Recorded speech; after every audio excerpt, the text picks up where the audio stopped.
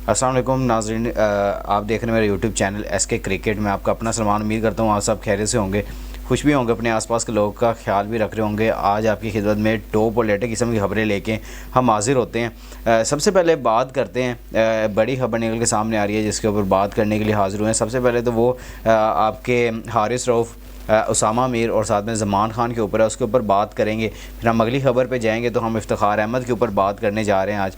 उसके अलावा बात करेंगे कि आपका वेस्ट इंडीज़ और इंग्लैंड के मैचेस चल रहे हैं, उसके ऊपर भी थोड़ी अपडेट आपको देते हैं कि वहाँ पे क्या सीन चल रहा है और क्या धमाकेदार वेस्ट इंडीज़ क्रिकेट खेल रही है, उसके ऊपर भी आपको अपडेट करते हैं। तो अगर आप मेरे चैनल पे नए हैं और पहली दफ़ा आए हैं तो जल्दी से जल्दी चैनल को सब्सक्राइब कर लें और बेल आइकन को ज़रूर दबाएं ताकि मेरे लेटेस्ट वीडियो आप तक पहुँचती रहें। सबसे पहले हम आते हैं अपने पाकिस्तानी प्लेयर्स। आपको पता है कि पिछले दिनों जिस तरह गर्मा गर्मी चली थी, जब हारिस रऊफ़ ने ऑस्ट्रेलिया के टूर के लिए मना कर दिया था, और मना इसलिए किया था कि वो चाहते थे कि मैं थोड़ा रेस्ट कर लूँ और मैं इतना लंबा टूर्नामेंट खेल के आ रहा हूँ। ये वजह बताई गई थी, जो कि हमने भी यहाँ से कंफर्म की थी अपने चैनल के थ्रू, आप तक पहुँचाई थी ये खबरें कि क्यों हारिस रऊफ़ को रेड बॉल की क्रिकेट में शामिल नहीं किया जाता। फिर वहाब रियाज साहब आए, प्रेस कॉन्फ्रेंस की, उन्होंने पाकिस्तान का टेस्ट स्क्वाड अनाउंस किया ऑस्ट्रेलिया के टूर के लिए। उन्होंने वहाँ बैठ के धमाकेदार खबर ये बताई कि हारिस रऊफ़ उनको लेके हम जाना चाहते थे ऑस्ट्रेलिया, लेकिन वो इसलिए नहीं जा रहे कि वो चाहते हैं कि मैं रेस्ट करूं, इतना लंबा टूर्नामेंट खेल के होंगे। और उसके अलावा जो उनको मार भी पड़ी थी आपको पता वर्ल्ड कप में, तो इसकी वजह से भी काफ़ी ज़्यादा तनकीद का निशाना बनाए जा रहे थे। तो शायद इस वजह से भी ये भी बात हो सकती है कि उन्होंने अपने आप को विड्रॉ कर लिया इस सीरीज़ से। लेकिन उन्होंने कहा कि मैंने जब बात की है तो उन्होंने कहा कि मैं खेलना नहीं चाहता, लेकिन वो बिग बैश खेलने के लिए जाना चाहते थे। लेकिन बिग बैश के लिए उनको एनओसी जारी नहीं किया गया था। उनके साथ 2 प्लेयर्स और थे जिनमें उसामा मीर थे और साथ में ज़मान खान थे। ये दोनों प्लेयर्स को एनओसी जारी नहीं किया गया पाकिस्तान क्रिकेट की जानिब से। वो शायद ये भी खबरें नज़र आ रही थी कि आपके कॉन्ट्रैक्टेड जो प्लेयर्स हैं हमने उनको नहीं करना, आपने सिर्फ साल में 2 लीग खेलनी है, एक PSL और इसके अलावा आप एक और लीग खेल सकते हैं। इसके अलावा अगर हम देखें, ये जब ज़कात अशरफ साहब आए थे पाकिस्तान के चेयरमैन, ये उन्होंने जब ये ओहदा संभाला था तो उन्होंने कहा था कि हम इस सिनेरियो पे चलेंगे।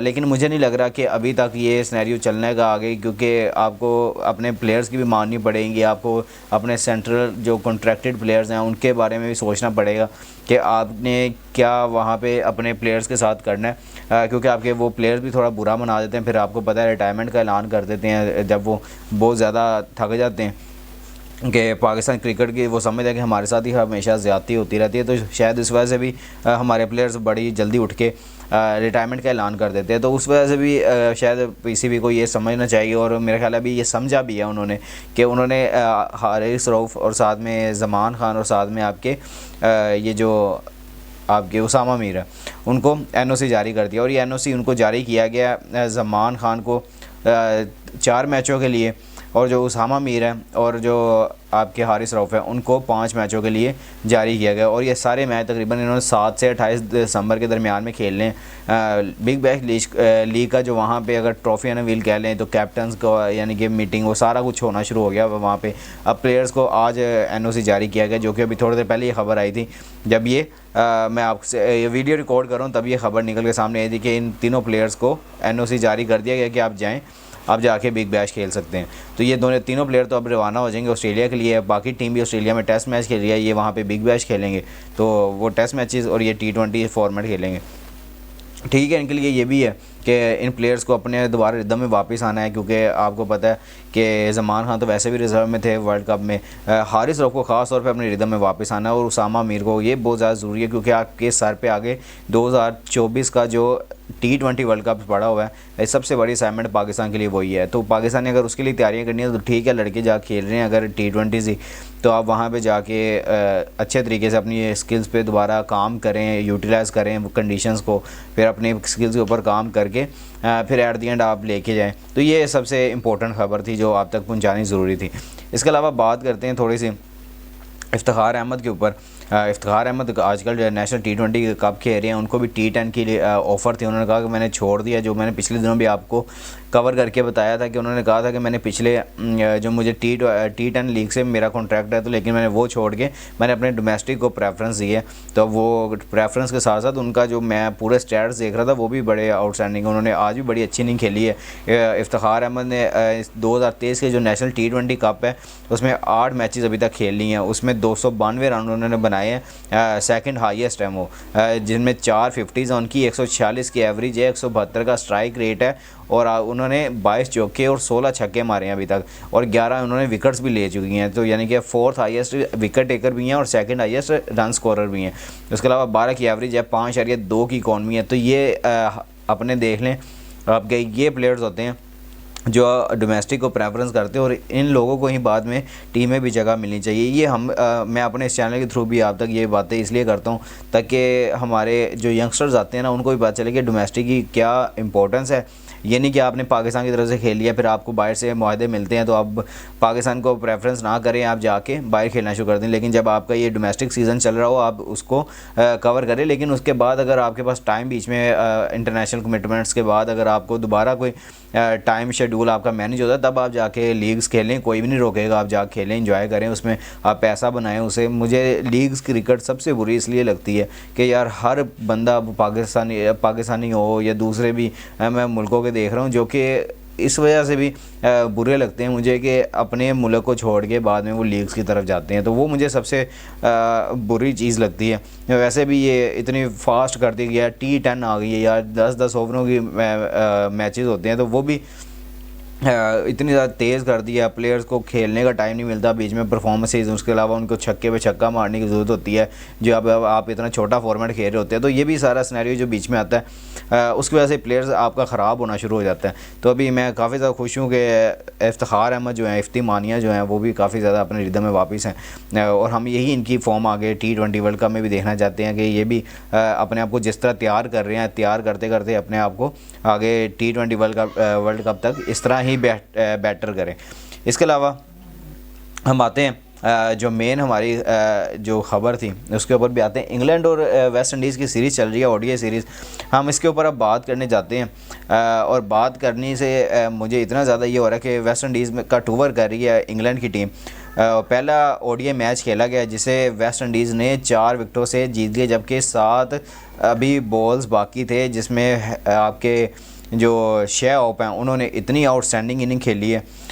उन्होंने 109 रन की सेंचुरी की, नॉट आउट उन्होंने इनिंग खेली और 14वें इनिंग्स में उन्होंने अपने ये रन्स कंप्लीट किए हैं। तो यानी कि ये उनका सेकंड मैं अगर कहूँगा कि मैंने उनकी जो इनिंग देखी है, एक तो वो इतने एग्रेसिवली खेलते हैं, इसके अलावा जिस तरह वो अपने देख लें 7 छक्के और 4 चौके 131। वैसे भी आपको पता है वेस्ट इंडीज़ जो हैं वो सारे ही जो उनके प्लेयर्स हैं वो सारे खेलते ही ऐसे हैं, वो इतने अटैकिंग क्रिकेट खेलते हैं कि वो अगर मैच जीतने पे आए तो वो आपको साइड पे लगाते हैं। और मैं इंग्लैंड के ऊपर काफ़ी ज़्यादा परेशान हूँ, इंग्लैंड के लिए इसलिए परेशान हूँ कि यार इंग्लैंड का वर्ल्ड कप अच्छा नहीं गया, फिर उसके बाद अब ये वेस्ट इंडीज़ के साथ सीरीज़ है, तो पहला मैच है ऐसी टीम से हार जाना, वेस्ट इंडीज़ जिसने क्वालिफाई भी नहीं किया था वर्ल्ड कप के लिए, तो आप उनसे हार जाना, तो फिर पता नहीं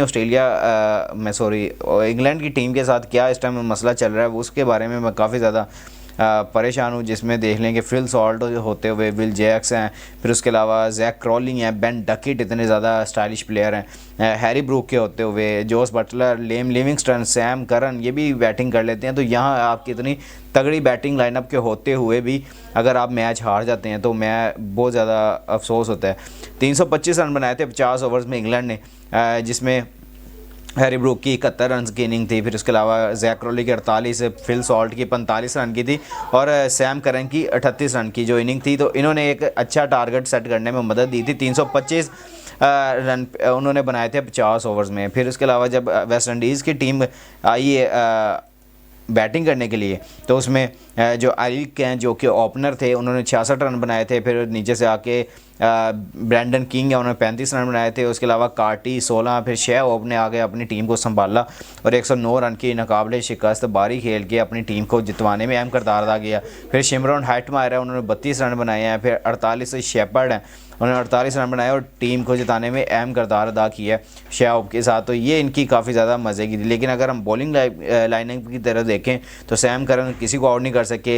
उसके अलावा एडिक्सन है, उन्होंने 10 ओवर 62 रन खाए हैं, 2 आउट किए हैं। फिर कर्सी हैं, उन्होंने 9 ओवर 73 रन खाए हैं, 1 आउट किया है। फिर रेहान अहमद है, 10 ओवर 40 रन दे के 2 आउट किए हैं। लेम लिविंगस्टन है, 10 ओवर उनसे करवाएंगे, 50 रन उन्होंने दिए हैं और 1 विकेट हासिल की है उन्होंने। तो इस तरह की बॉलिंग लाइनअप के साथ अगर आप खेलेंगे तो फिर आपके साथ यही होगा। काफ़ी ज़्यादा वरीड सिचुएशन है इंग्लैंड के लिए। मैं काफ़ी ज़्यादा पिछले वर्ल्ड कप से भी बात करता हुआ आ रहा हूँ कि इंग्लैंड को अपनी टीम को रिवाइवल करने की ज़रूरत है। दोबारा से देखेंगे हमारी क्या मुश्किलात आ रही हैं। जोस बटलर की कैप्टनसी मुझे वैसे अब नज़र नहीं आ रही, जिस तरह वो अटैकिंग कैप्टनसी करते रहे हैं पीछे, उन्होंने काफ़ी ज़्यादा अच्छी कैप्टनसी की है, जिसमें उन्होंने मुख्तलिफ टूर्स भी किए हैं, पाकिस्तान का टूर भी हुआ था। तो इसके अलावा भी मैं हैरान हूँ कि क्यों एकदम से इनके ऊपर डाउनफॉल आया है। वर्ल्ड कप से देख लें तो अब पहला मैच इससे हार जाना वेस्ट इंडीज़ जैसी टीम से, तो ये भी थोड़ा सा वरीड साइन है इंग्लैंड के लिए। तो ये आज की खबरें थी। आगे अभी 2 मैचेस इनके ओडीआईज और हैं, तो उसके बाद अब देखते हैं कि क्या वेस्ट इंडीज़ ये सीरीज़ जीतता है अपने मुल्क में या फिर इंग्लैंड यहाँ पे कम बैक करता है। तो ये आज की वीडियो थी। इंशाल्लाह नेक्स्ट वीडियो में आएंगे और भी डिटेल से बात करने के लिए, और भी बड़े खबरें हैं उसके ऊपर भी हम बात करेंगे। अगर आपको मेरी ये वीडियो पसंद आई है तो जल्दी से जल्दी लाइक शेयर और कमेंट्स कर दिया करें। जिस भाई ने अभी तक चैनल को सब्सक्राइब नहीं किया वो जल्दी से जल्दी चैनल को सब्सक्राइब कर लें और बेल आइकन को जरूर दबाएं ताकि मैं लेटेस्ट वीडियो आप तक पहुँचती रहे। इंशाल्लाह मिलते हैं नेक्स्ट वीडियो में। अपना और अपने आसपास के लोगों का ख्याल रखिएगा और दुआ में हमें भी याद रखिएगा। अल्लाह हाफ़िज़।